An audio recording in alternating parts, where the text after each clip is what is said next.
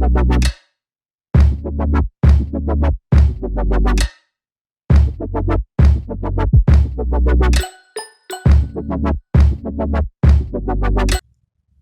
resource management.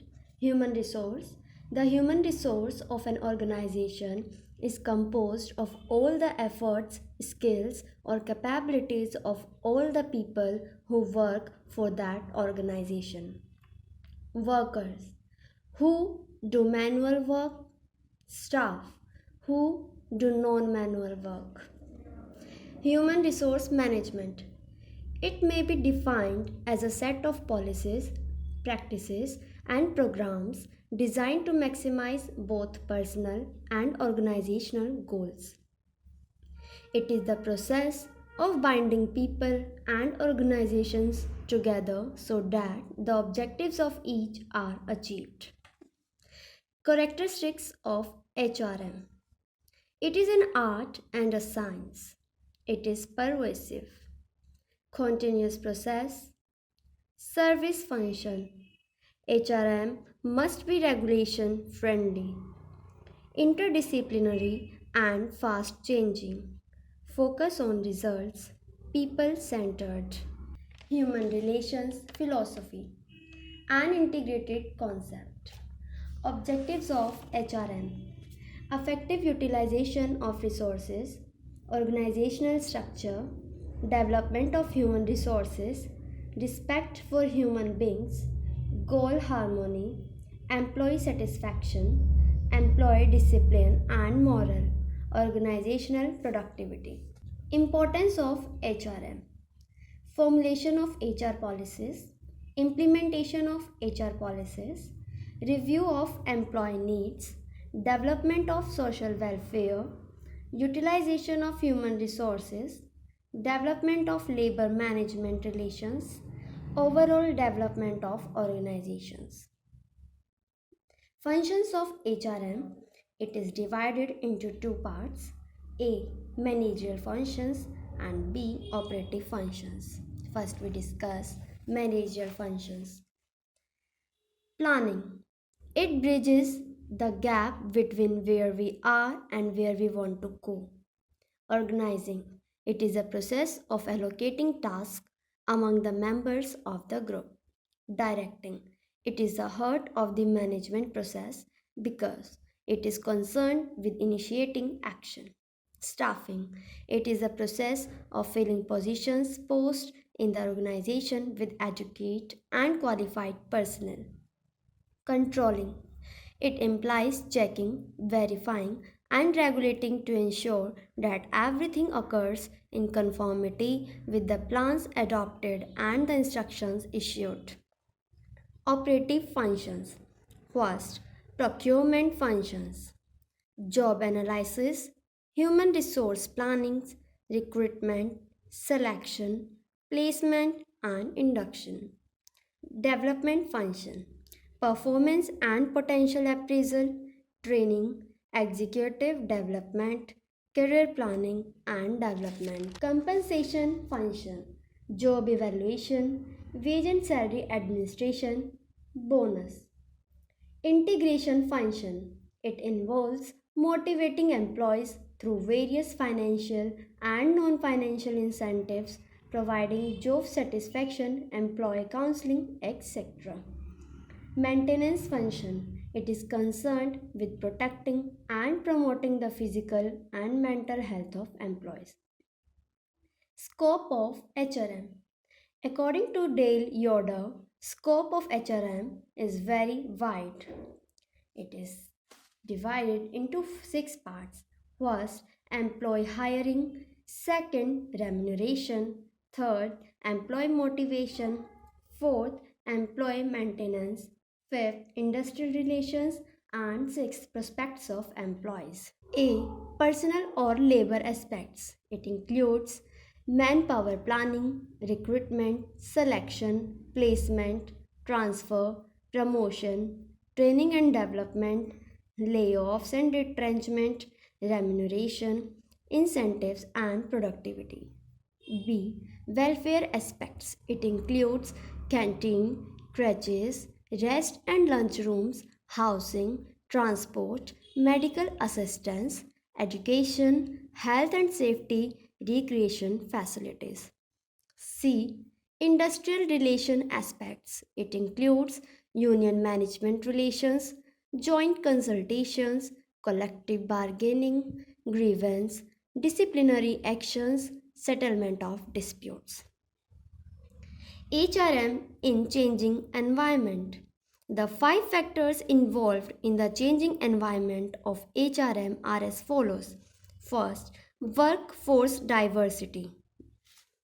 Diversity has been defined as any attribute that humans are likely to use to tell themselves that person is different from me, such as race, sex, age, values, and cultural norms.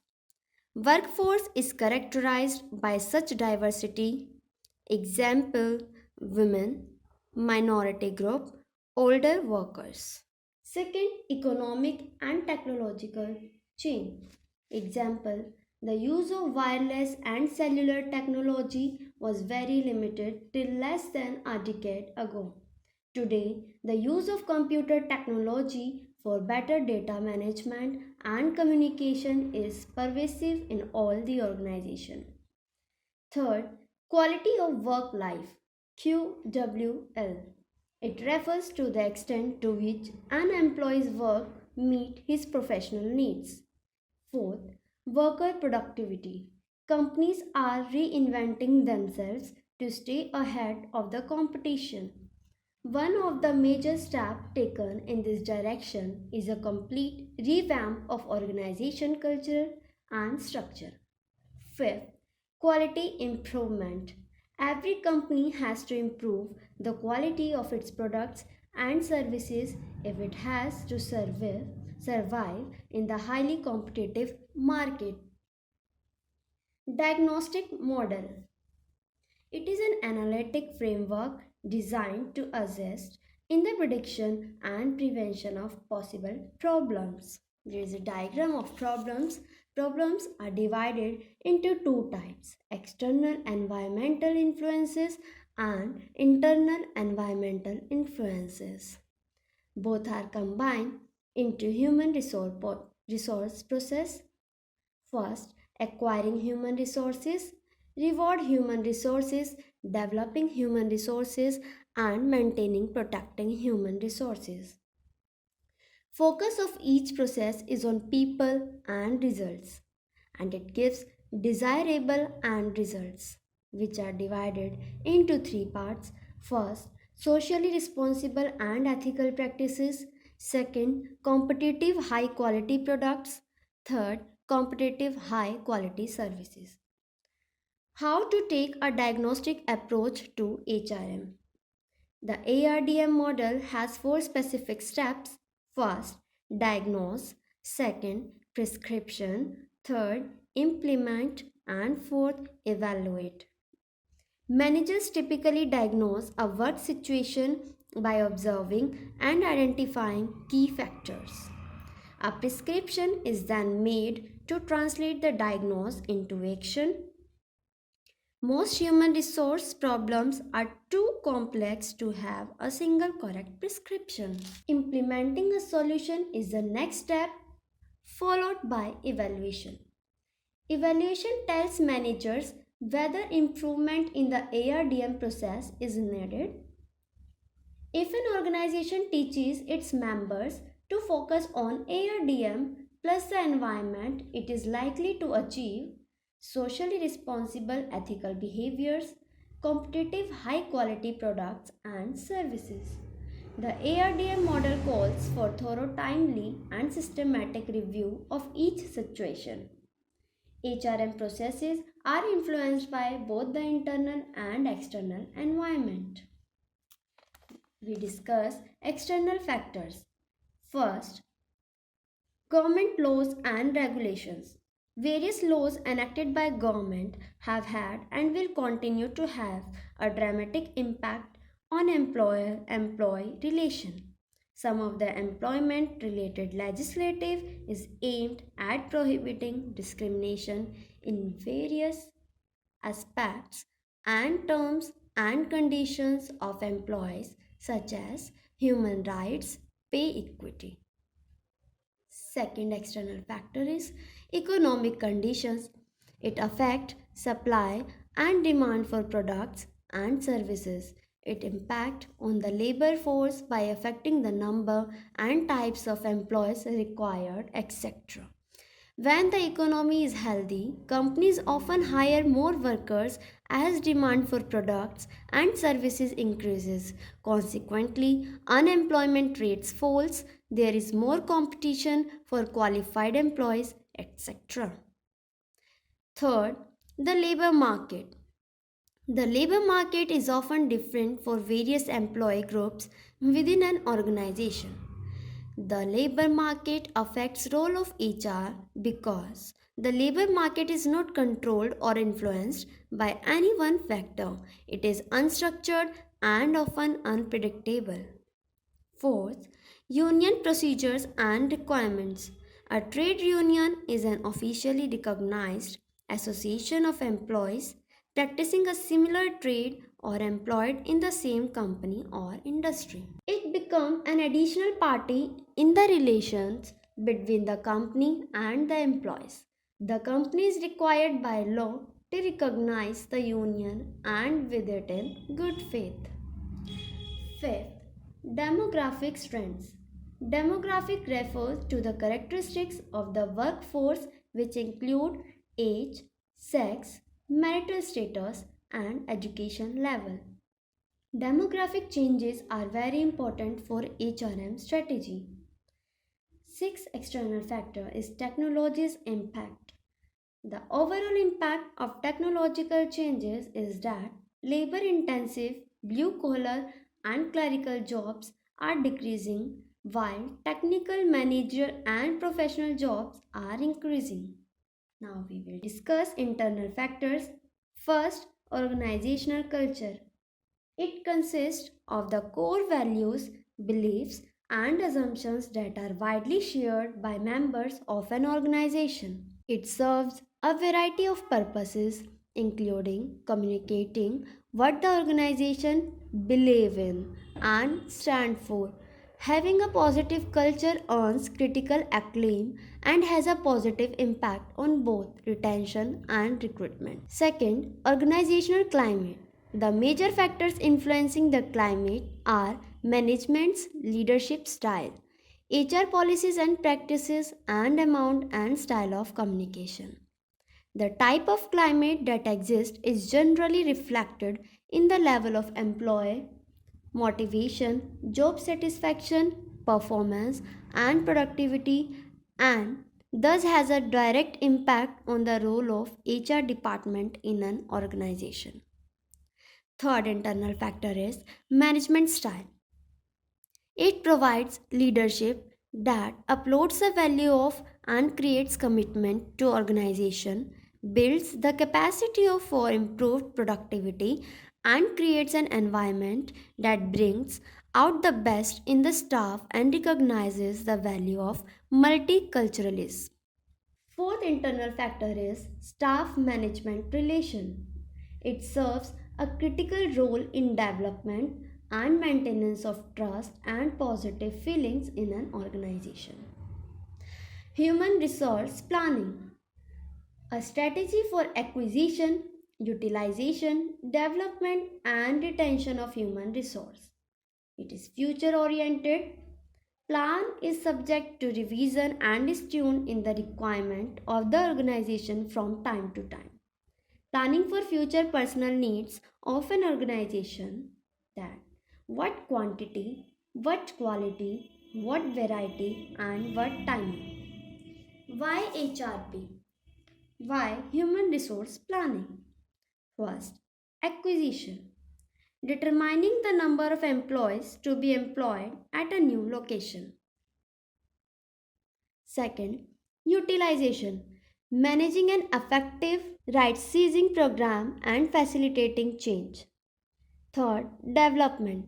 Where will the next generation managers come from and succession planning to ensure continuity of operations.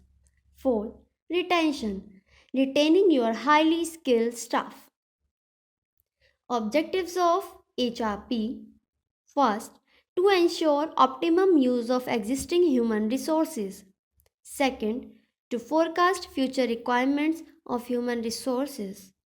Third, to link human resources planning with organizational planning.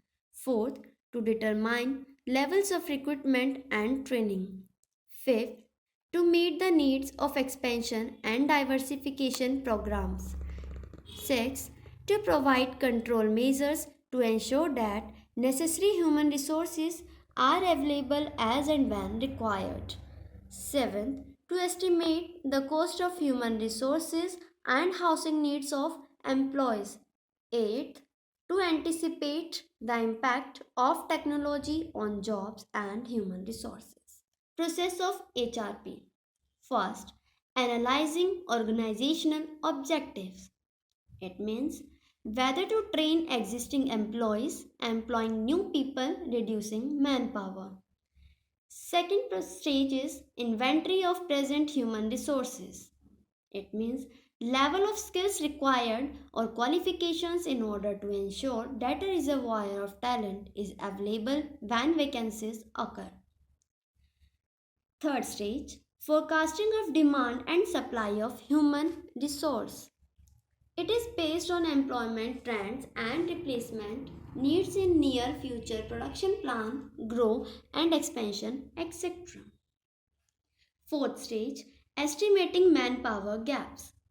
Comparison of human resource demand and human resource supply will provide with the surplus or deficit of human resource.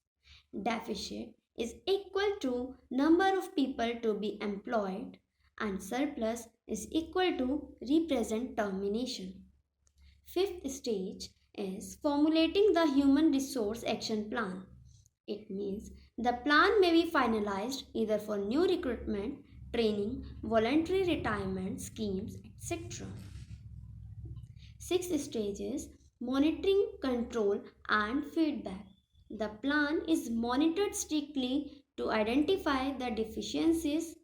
Its actual implementation is done to ensure the appropriate action and the availability of the required number of employees for various jobs. Problems in HRP, it means limitations. First, inaccuracy. It is not possible to track the current and future trends correctly and convert the same into meaningful action guidelines. Second, uncertainties. Technological changes and market fluctuations are uncertain. It is risky to depend upon general estimates of manpower in the face of rapid changes in environment. Third, lack of top management support. Planning is generally undertaken to improve overall efficiency. Support from management is equally missing. Fourth, lack of purpose. Managers and human resource specialists do not fully understand human planning process and lack a strong sense of purpose. Fifth, time and expenses. Manpower planning is a time consuming and expensive exercise. Sixth, employees' resistance. Employees feel that HRP increase their workload and regulates them through productivity bargaining. Seventh, employees' resistance. Employees may also resist HRP feeling that it increases the cost of manpower. Eighth problem is lack of information system. Guidelines for effective HRP. First, tailor-made. Human resource plans should be balanced with the corporate plans of the enterprise. Second, appropriate time horizon. Third, educate organization. Fourth, top management support. Fifth, participation. Sixth, information system. Seventh, balanced focus. Techniques. First, demand forecasting. It is the purpose of estimating the requirement of different kinds of personnel in future on the basis of annual budget and long-term corporate plan of action. Second, managerial judgment. It is used in smaller companies. It simply requires the functional managers to sit and think about their future workloads and decide manpower required. It can use a two forecast by bottom up and top down approach. Third technique, work study techniques. This technique tries to assess the workload of an organization in coming years, that is equal to standard output per hour into standard hours per person. Workforce analysis, rate of absenteeism and labor turnover should also be considered in order to arrive at the manpower inventory. Fifth technique is workload analysis. Companies try to calculate the number of man hours required for various jobs with reference to a planned output.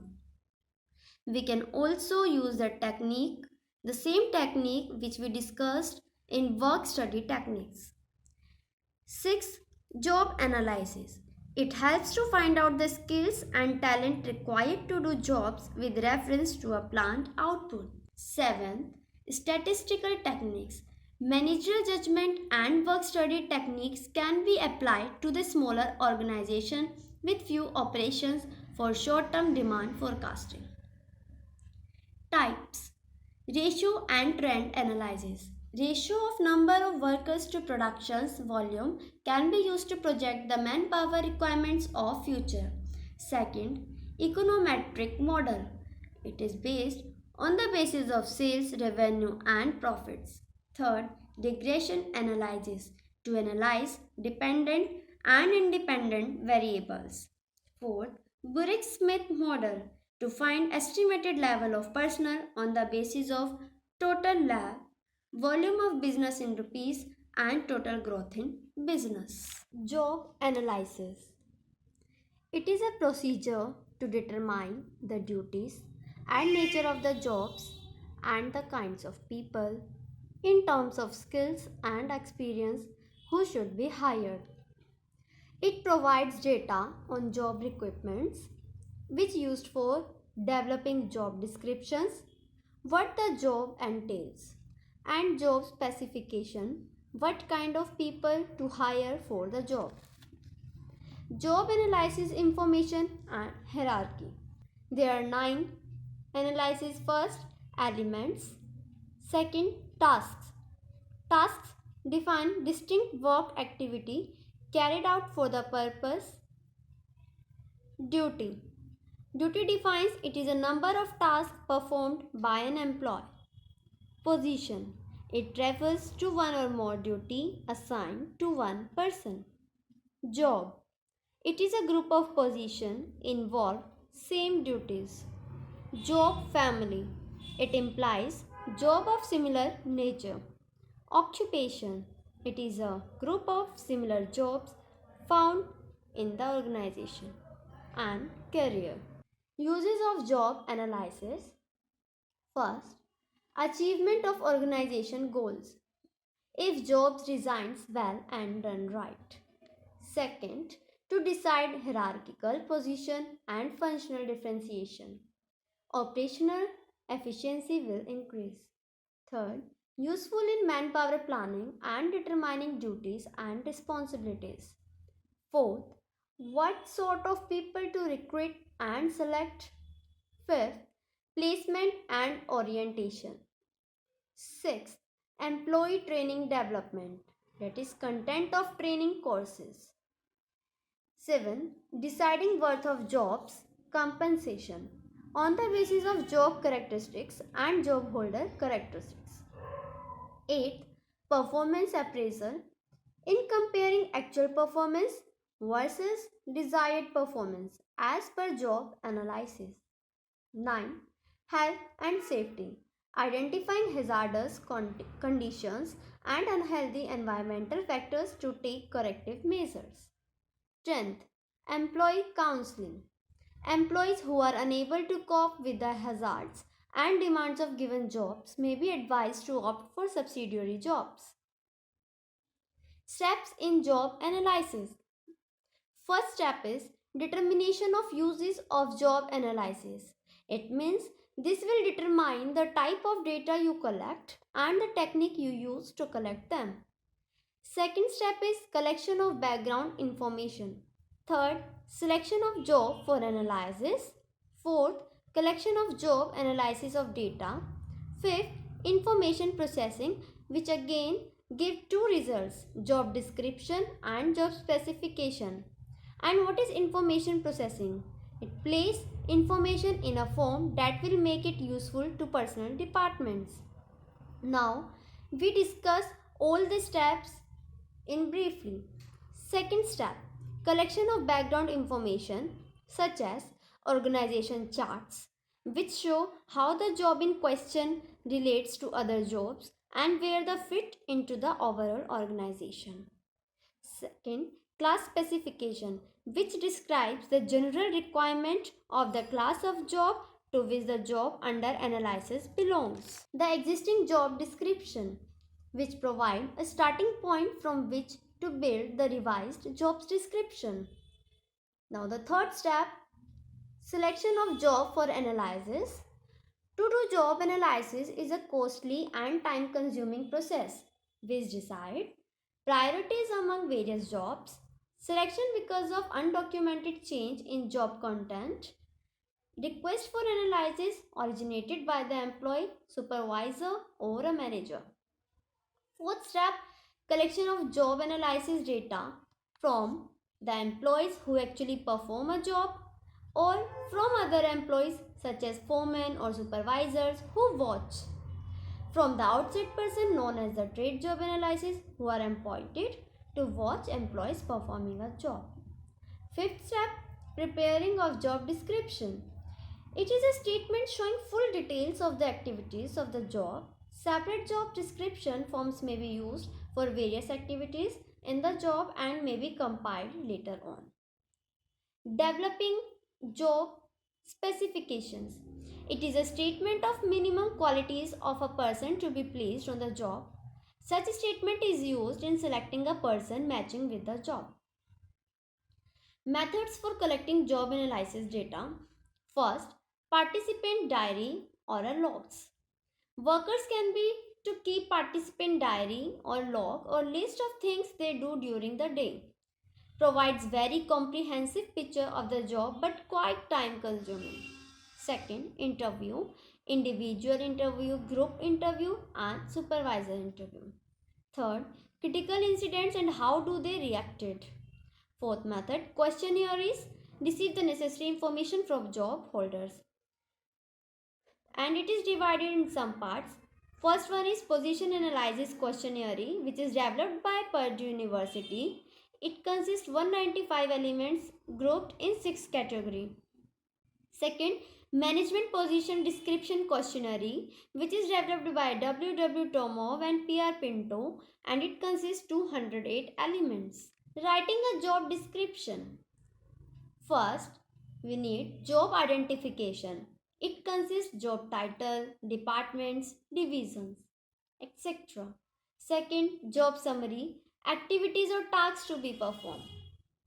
Third, duties and responsibilities, duties to be performed along with frequency of each major duty and responsibility concerning training of staff, custody of money, supervision, etc. Fourth, supervision. Fifth, relation to other jobs. It consists workflow and reporting. Sixth, machine, tool and equipment to use.